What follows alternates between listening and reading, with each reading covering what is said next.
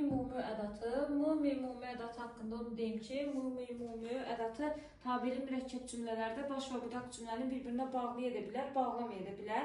Bu necə bilirik ki, bağlayıb yoxsa bağlamayıbdır? M-ümumi ədatı əgər öz sual funksiyasını itiribsə, bağlayıcı vasitə deyil. Ancaq M-ümumi ədatı öz sual funksiyasını saxlayırsa, bağlayıcı vasitədir. Məsələn, iki dənə cümlə yazıram. Birinci və ikinci. Külək əstimin,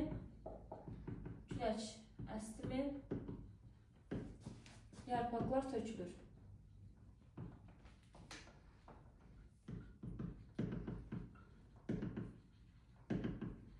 Deməli, birinci cümlədə külək əstimi, yarpaqlar tökülür cümləsində M-ümumi burada öz sual funksiyasını itiribdir. Yəni, mən burada külək əstimi, yarpaqlar tökülür, sual kimi başa düşə bilmirəm də birinci cümləni. Nisbətən zaman məzmununu ifadə edibdir. Küləyə əstimi, yarpaqlar tökülür, yəni zaman məzmununu ifadə edibdir.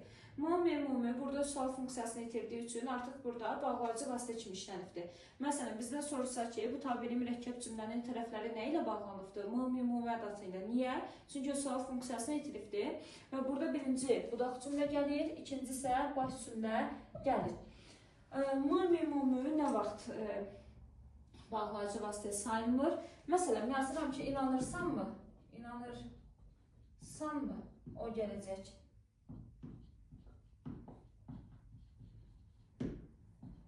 Bu cümlədə isə heç sual işarəsi olsun, olmasın. Heç mən burada sual qoysam da, qoymasam da, yəni burada M-ümumi öz sual funksiyasını əldə saxlayır. İnanırsanmı?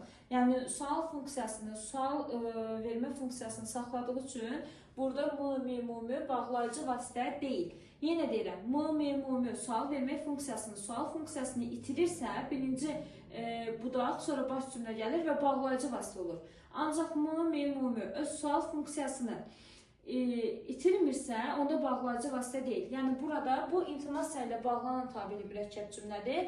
İntonasiya ilə bağlanan bu tabeli mürəkkəb cümləmizdə birinci baş cümlə gəlir, daha sonra isə budaq cümlə gəlibdir. İntonasiya ilə bağlanan bu tabeli mürəkkəb cümləmizdə birinci baş cümlə gəlir, sonra budaq cümlə. İnanırsanmı ki, bir də demişdik ki, intonasiya ilə bağlanan tabeli mürəkkəb cümlələrə ki əlavə edə biliriksə, birinci baş cümlə, daha sonra isə budaq cümlədir. Bir də qeyd eləmək istəyirəm, niyə burada M-ümumi birinci budaq, sonra baş oldu? Çünki burada sual funksiyasını itiribdir. M-ümumi ədatı öz sual funksiyasını itirəndə birinci budaq, sonra baş cümlə gəlir və buradakı M-ümumi bağlayıcı funksiyasını yerinə yetirir. Bağlayıcı vasitə kimi işlənibdir burada. Digər cümləmizdə isə inanırsanmı o gələcək? Burada sual funksiyasını yerinə yetirir. Yəni, sual vermək məzmununu hələ də özündə saxlayır. Ona görə də burada bağlayıcı vasitə deyil. Bu, intonasiya ilə bağlanan tabeli mürəkkəb cümlədir və birinci baş, sonra budaq cümlə gəlibdir. Məsələn, deyirsən ki, bu cümlə